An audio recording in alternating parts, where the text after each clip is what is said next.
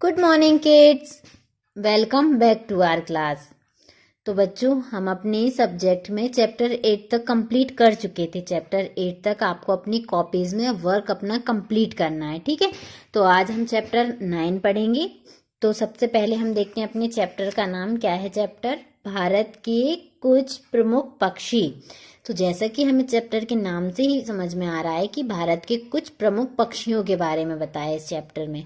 तो बच्चों, इस चैप्टर की आपको रीडिंग करना है, आपको इसमें पढ़ना है, ठीक है। तो चलिए, सबसे पहले आप इसकी रीडिंग कीजिए और फिर इसके बाद हम देखते हैं कि इसमें क्या है। चलिए बच्चों, होप सो कि आप सभी ने इसकी रीडिंग कर ली होगी।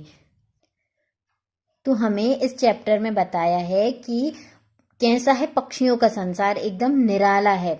सारे विश्व में अद्भुत बहुत से पक्षियां होते हैं और भारत में ही सैकड़ों प्रकार के पक्षी पाए जाते हैं। तो इसमें रंग बिरंगे होते हैं, अनेक बोलियां होती हैं, सबके अलग अलग दिखने में अलग अलग होते हैं। तो यह सारी चीजें इस चैप्टर में बताई गई हैं। तो इसमें गौरैया के बारे में, राष्ट्रीय पक्षी मोर के बारे में, तोता, मैना, चील, कौआ, यह सारे पक्षियों के बारे में सभी कुछ बताया गया है। तो आपको इसकी रीडिंग करना है और इसके बाद फिर हम इसके अब शब्दार्थ को देखते हैं। तो चलिए इसकी शब्द पिटारा से शब्दार्थ देखते हैं। हमारा पहला शब्दार्थ है अद्भुत। अद्भुत का होगा अनोखा। फिर है इसके बाद प्रमुख। प्रमुख का होगा मुख्य। फिर है इसके बाद बार। बार का होगा हमला। बच्चों, एक बार दिन को भी कहते हैं, लेकिन यहाँ पर बार का अर्थ होगा हमला। फिर है कलगी। कलगी का होगा मोर या मुर्गे आदि पक्षियों के सिर पर बनी चोटी। फिर है इसके बाद प्राया। प्राया का होगा अक्सर। फिर है आविष्कार। आविष्कार का होगा खोज।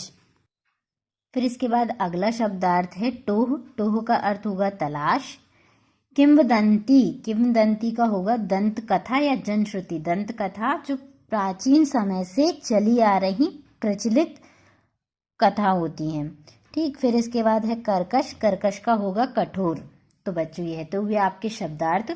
अब शब्दार्थ के बाद हम देखते हैं नीचे दिए गए प्रश्नों के उत्तर मौखिक रूप से दीजिए। मौखिक प्रश्न, ओरल क्वेश्चंस को, इन्हें आपको कॉपी में नहीं लिखना है। तो चलिए देखते हैं। घरों में घोंसला बनाने वाली भूरे रंग की छोटी चिड़िया को क्या कहते हैं? जो छोटी सी चिड़िया होती है जिसे हम अक्सर अपने आसपास देखते हैं, उसे क्या कहते हैं? तो इसका उत्तर हो जाएगा गौरैया। उसे गौरैया कहते हैं। फिर इसके बाद है किस चिड़िया के घोंसले को देखकर लोग दंग रह जाते हैं? तो इसका उत्तर होगा बया चिड़िया के, जिसे दर्जन चिड़िया भी कहा जाता है, क्योंकि वह अपने घोंसले को बहुत अच्छे से बुनती है। फिर इसके बाद है मैना की क्या विशेषता होती है? तो मैना तोते की तरह ही सिखाने पर मनुष्य की भाषा बोलती है। तो इसका उत्तर हो जाएगा वह मनुष्य की भाषा बोलती है। फिर इसके बाद है गुटुरगु किस पक्षी की बोली होती है? गुटुरगु बताइए किस पक्षी की बोली होती है? तो इसका उत्तर हो जाएगा कबूतर। और कबूतर झुंड में रहना पसंद करते हैं। फिर इसके बाद है पंडुक पक्षी को किस नाम से जाना जाता है?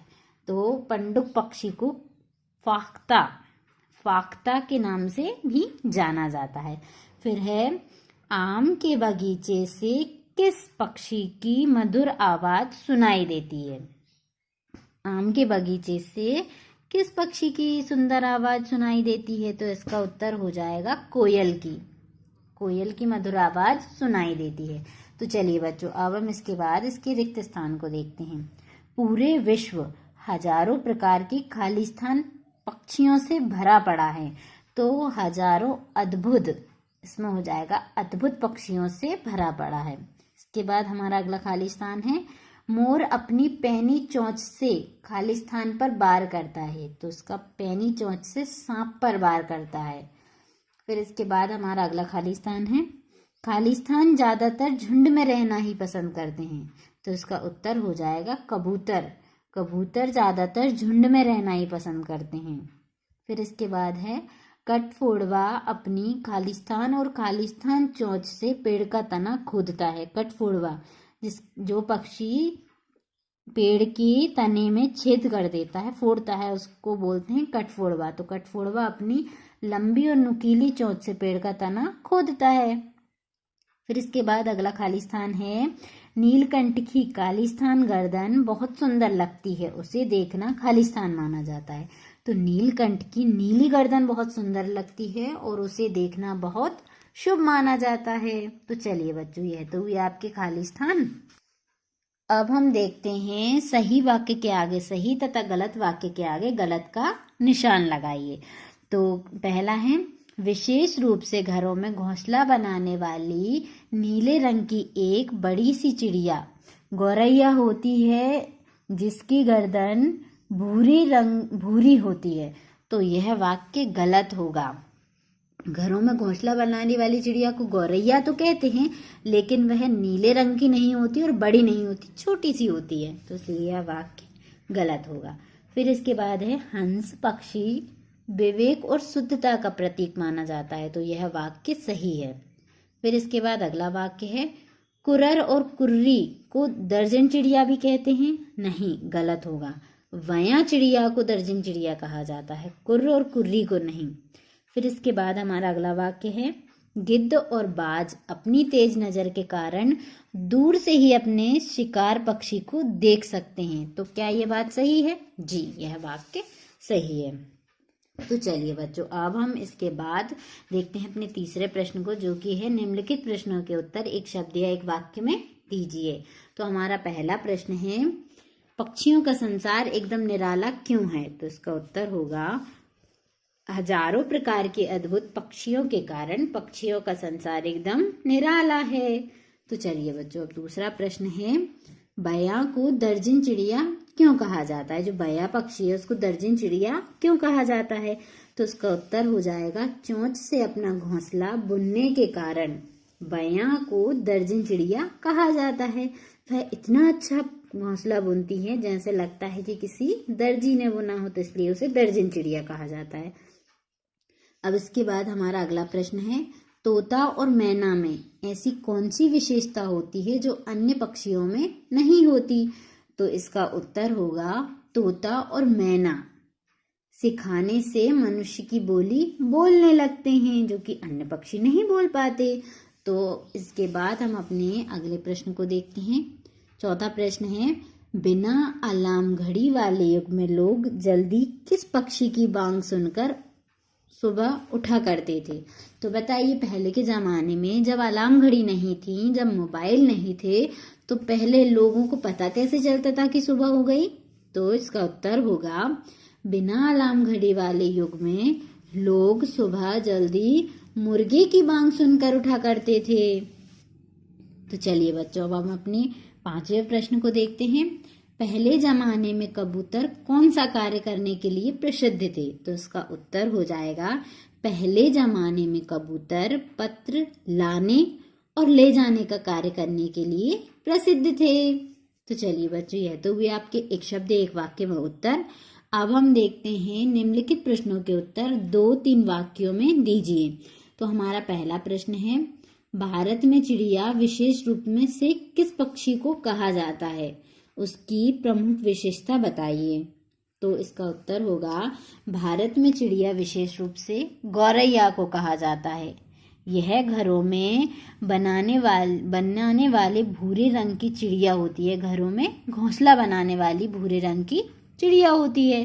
तो चलिए बच्चों, अब हम अपने अगले प्रश्न को देखते हैं, जो कि है, हरे रंग का लाल चोंच वाला पक्षी कौन सा है? इसके लिए कौन सी बात प्रसिद्ध है? तो इसका उत्तर हो जाएगा, हरे रंग का लाल चोंच का पक्षी तोता है। इसके बारे में कहा जाता है कि इसे चाहे कितना भी प्यार से रख लो, किंतु एक बार पिंजरे से निकल जाने पर यह कभी लौट कर नहीं आता। तो चलिए बच्चों, अब हम अपने अगले प्रश्न को देखते हैं। शांति का प्रतीक और पत्रवाहक पक्षी कौन सा है? यह तोते से किस बात में अलग है? तो बच्चों, शांति का प्रतीक और पत्रवाहक पक्षी कबूतर है। यह तोते से अलग है क्योंकि इसे एक बार खोल देने पर यह लौटकर जरूर आते हैं। जैसे कि तोते के बारे में मैंने बताया कि इसे एक बार खोल देते हैं तो यह वापस नहीं आता, लेकिन कबूतर को एक बार खोलने पर वह वापस जरूर उड़कर आता है आपके पास। तो चलिए बच्चों, अब इसके बाद आपको प्रश्न 4 और प्रश्न 5 नहीं करना है, आपकी कॉपी में नहीं लिखना है। तो चलिए अब हम इसकी भाषा और व्याकरण को देखते हैं। तो भाषा और व्याकरण में हमारा पहला प्रश्न है, नीचे दिए गए वाक्यों को है और हैं लगाकर पूर्ण कीजिए। तो बच्चों, आपको है और हैं में अंतर पता है? नहीं पता तो एक बार और बताती हूँ मैं आपको। जब हम किसी शब्द को एक वचन में प्रयोग करते हैं तो वहां पर हम है का प्रयोग करते हैं। जैसे राधा खेल रही है। फिर इसके बाद यदि हम बहुवचन के लिए प्रयोग करते हैं तो वह हो जाएगा हैं। हम कहेंगे बच्चे खेल रहे हैं। अब बच्चा एक तो नहीं है, बच्चे तो बहुत सारे हैं, तो बच्चे खेल रहे हैं। राधा खेल रही है।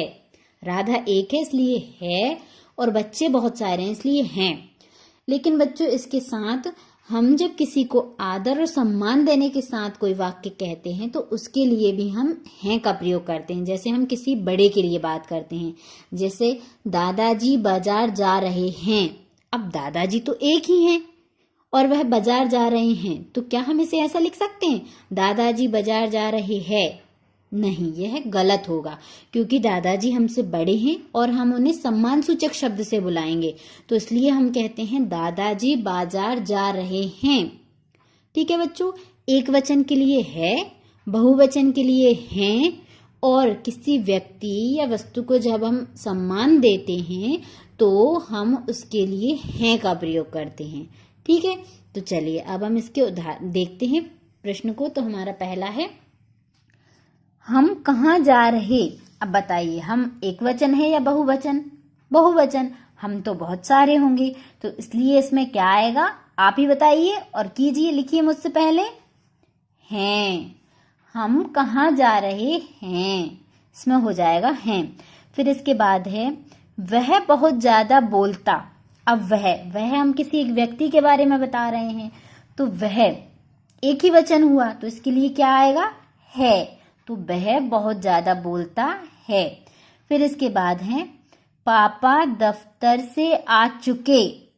अब पापा तो एक ही है, लेकिन वह हमसे बड़े हैं इसलिए हम उन्हें सम्मान के साथ बुलाएंगे, तो इसमें हो जाएगा पापा दफ्तर से आ चुके हैं।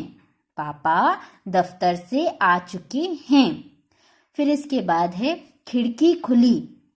अब खिड़की तो एक ही है और खिड़की को हम सम्मान भी नहीं देंगे, तो इसमें हो जाएगा खिड़की खुली है। हवा चलने के कारण पत्तियां हिल रही। अब बताइए, यह मैं आपको नहीं बताऊंगी, बताइए क्या होगा। हवा चलने के कारण पत्तियां।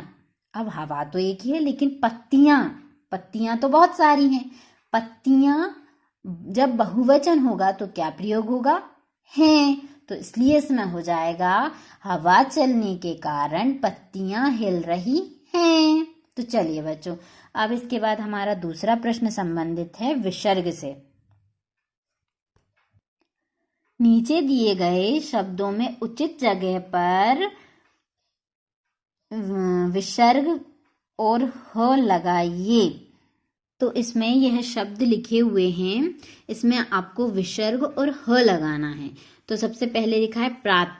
तो प्रात होता है या प्रातः होता है? प्रातः, तो इसमें विसर्ग लग जाएगा प्रातः। फिर अत में विसर्ग लग जाएगा तो यह हो जाएगा अतः। फिर है बज, तो बज में विसर्ग नहीं लगेगा, बज में पूरा ह लिखते हैं, तो यह हो जाएगा बजह। फिर इसके बाद सत में ह लग जाएगा तो यह हो जाएगा सतह। फिर इसके बाद है सामान्यतः, तो सामान्यतः में विसर्ग लग जाएगा तो हो जाएगा सामान्यतः, और इसी प्रकार फलतः। ठीक है बच्चों, तो यह हो गए विसर्ग और ह के साथ शब्द। इसके बाद हमारा अगला प्रश्न है, नीचे दिए गए शब्दों के वचन बदलिए। तो आपको यह शब्द एक वचन में दिए हुए हैं जिन्हें आपको बहुवचन में लिखना है। तो पहला शब्द है आंख। आंख का होगा आंखें। बोली का होगा बोलियां। चिड़िया का होगा चिड़िया। तना का होगा तने। कीड़ा का होगा कीड़े। और मछली का होगा मछलियां। तो बच्चों, इसी के साथ हमारा भाषा व्याकरण और चैप्टर 9 यहीं पर समाप्त होता है। अब बच्चों, मैं आपको ग्रामर का, व्याकरण का एक टॉपिक बताती हूँ जो कि है अपठित गद्यांश। जैसा कि आपको नाम से ही समझ में आ रहा है, अपठित गद्यांश, जो कभी पढ़ा ना गया हो ऐसा गद्यांश।